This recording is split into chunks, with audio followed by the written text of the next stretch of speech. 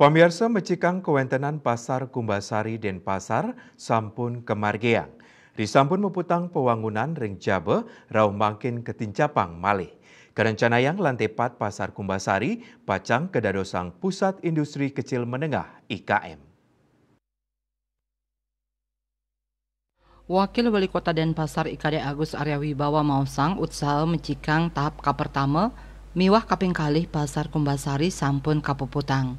Rau mangkin Pemkot pacang mecikang ring tengah pasar Kumbasari sahal sampun kablik bakang sarang disperindag utamanya produk UMKM Kota Denpasar Sorotenun kerajinan miwah sanilianan pacang keadol ring pasar Kumbasari.